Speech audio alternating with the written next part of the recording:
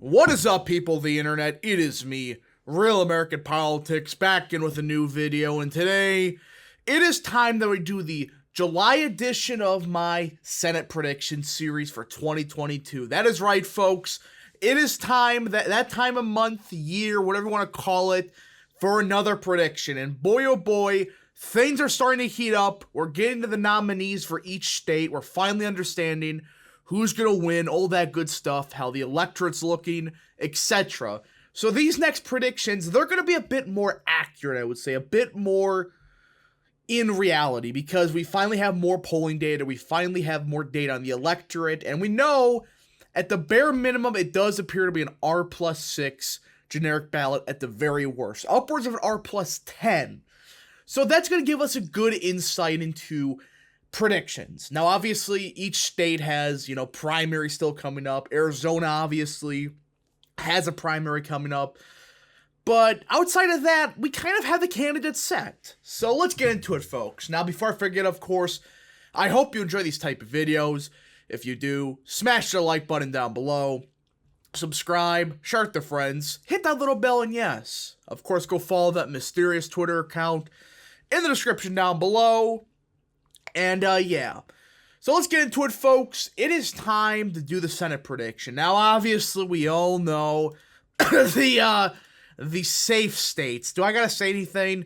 Alaska's safe Republican again with, technically Murkowski's I would say a Democrat, but still, she is affiliated as a Republican. So no matter what happens, it's technically a Republican wins that seat.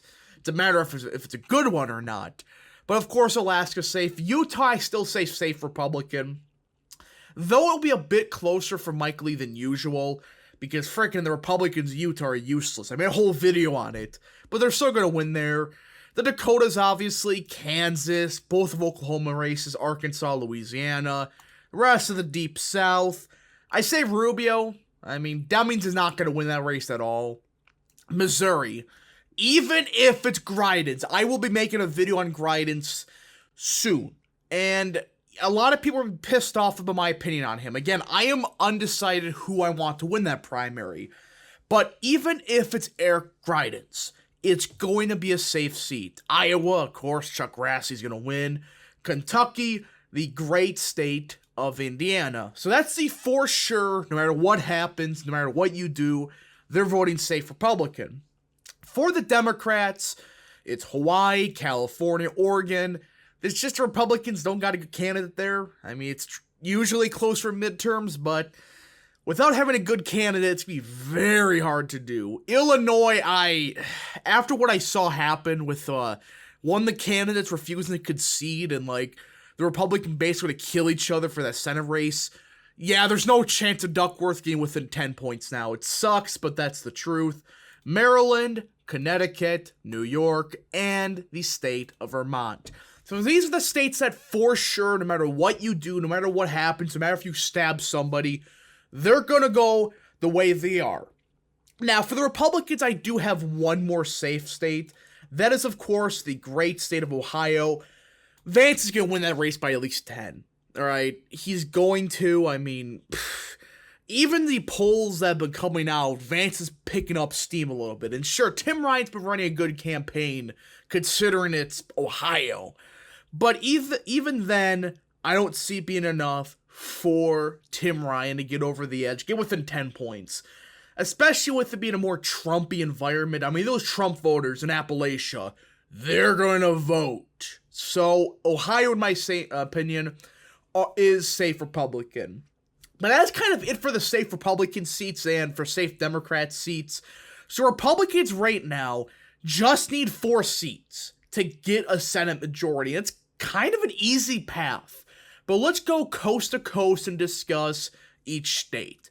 Let us start with, New Hampshire. Let's go East Coast to West Coast. We've really done that. We go West Coast to East Coast. But let's go East Coast to West Coast. So New Hampshire. This is a state, in my opinion, if Chuck Morse is the nominee, in my opinion, I endorse him completely. He is good on the issues, and he was a good, Senate president for New Hampshire. If he's the nominee, which it appears he's surged. It appears he's going to be the nominee based on polling, fundraising data. I think Republicans win this seat. He's a strong candidate. You're going against a not well-liked incumbent who they're spending so much money for New Hampshire. I think they're in deep shit if they're worried about New Hampshire. Like, you're not supposed to spend that much money in one state, especially in a state like New Hampshire. If it was Georgia, makes sense, but it's New Hampshire. You're supposed to only spend maybe a couple $1,000,000 in that state. You don't need that much. Yet they're spending that much. It's like tens of millions of dollars they're funneling towards New Hampshire. That's not a good sign.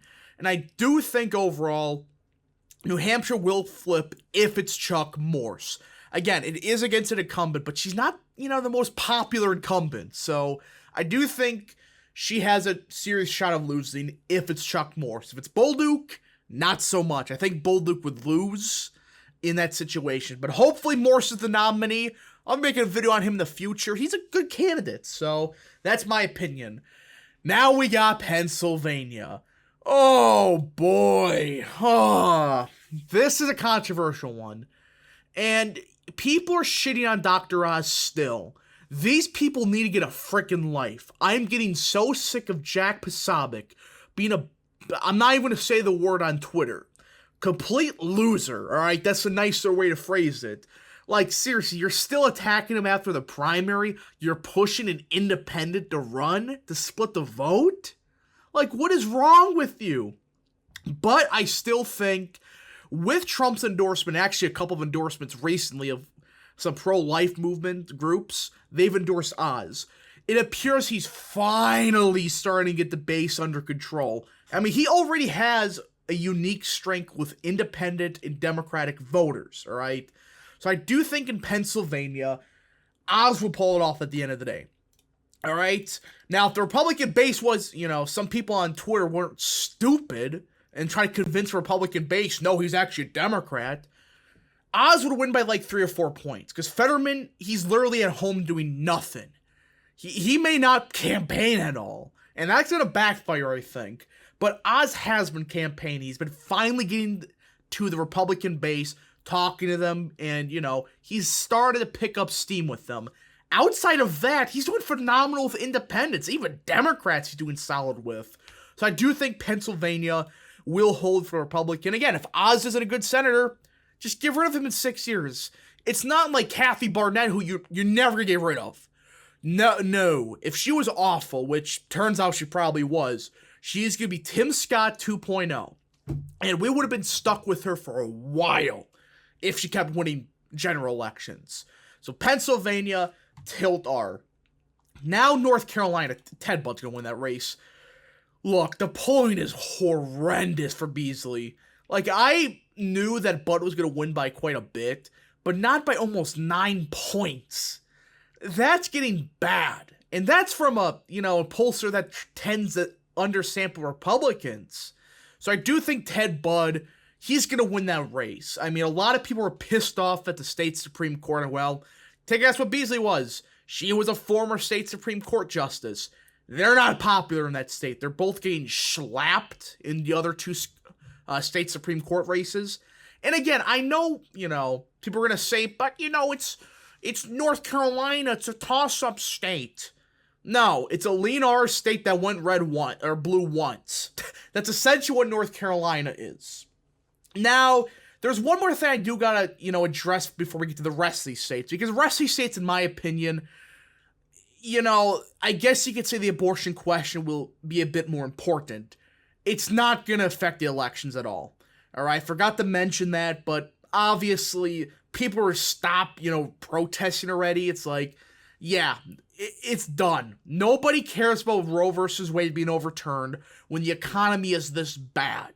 So that's my quick disclaimer before I continue with the rest of these states, because some of these states, you could maybe make the argument if it would happen in, November 1st, they could affect these elections. But these states like Pennsylvania, New Hampshire, they're getting crushed. They're not going to care about Roe versus Wade, really. So yeah, that's that. For the rest of these states, though, it's not going to affect anything. Georgia. Walker's winning this race. I think it's going to be a bit closer than I originally thought. it's one of those things, though, he's still running a good campaign. It's just, you know, the amount of money the Democrats are spending on this race, it's going to make it a bit closer. But Republicans, aka Walker, will still win by a decent amount, by like 4 or 5 points. Hopefully, reverses some trends, but we just gotta see. So Georgia, in my opinion, is lean R. I mean, the abortion stuff's not gonna really affect anything here. Wisconsin, my home state, ha ha ha, Ron Johnson's not losing. Look, if Alex Lassery is the nominee, he's the only one that can lose the least, right? He would lose by like 5 or 6 points, but that's better than Mandela Barnes, who would lose by like 8 or 9, potentially 10 points. I mean, Lassery's the only candidate that's been running a halfway competent campaign. And, well, he's kind of in second place right now. And he's the only one that could potentially make this a lean R state.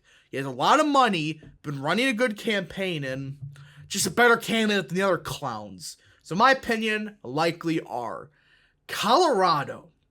Democrats will win this seat. But I'm starting to think it's going to be a bit closer than we originally thought.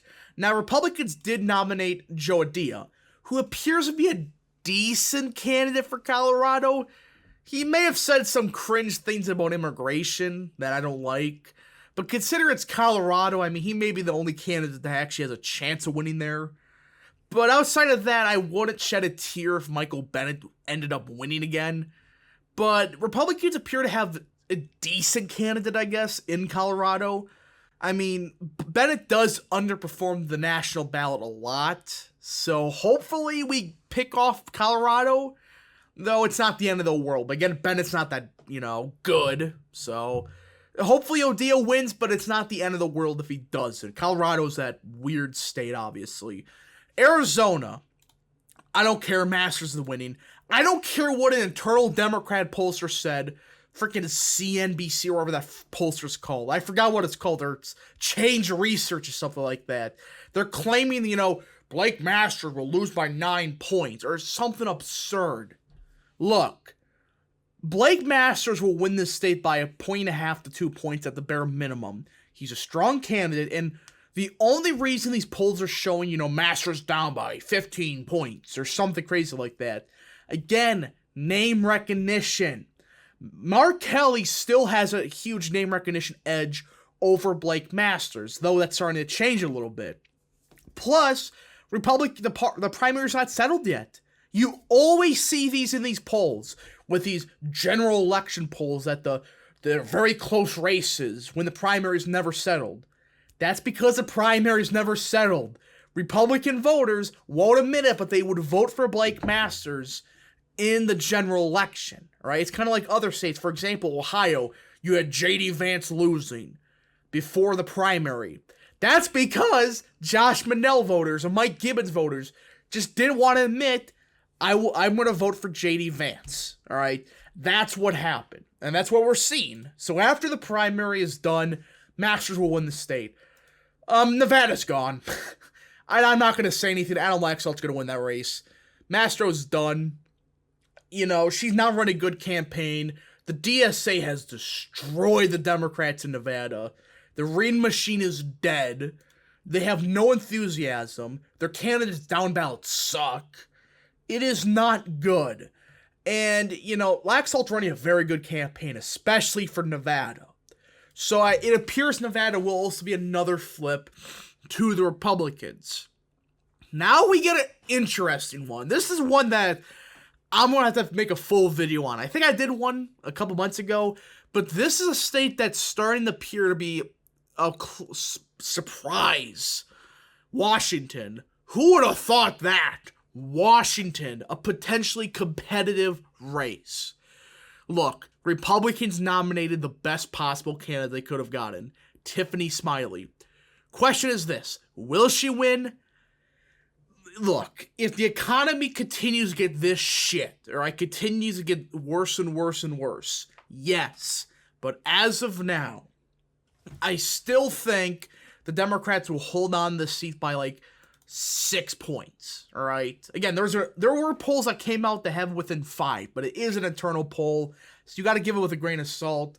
But I do think overall, this is the current state of the Senate. Republicans, in my opinion, will flip 4 Senate races. Of course, Nevada, Arizona, Georgia, and the state of New Hampshire. With, potentially one more flipping. I think that's possible. I think it's 100% possible Republicans end up with 55. I should say 100% or it's not 100%. I'm just saying I think it's possible that it could happen. Not 100%. I'm just saying it is a possible scenario. Now, I do think Republicans, their floor for the Senate this year is 52 seats. So even if they lose New Hampshire and Pennsylvania, they're going to get 52 Senate seats, still majority, and that kills Biden's agenda, which, what even was his agenda in the first place? But anyways, folks, I hope you enjoyed this video. If you do, smash the like button down below, subscribe, share with the friends, hit that little bell, and yes, of course, go follow that mysterious Twitter account in the description down below. And yeah, thank you so much for watching. We'll see you guys in the next video. Godspeed to all of you.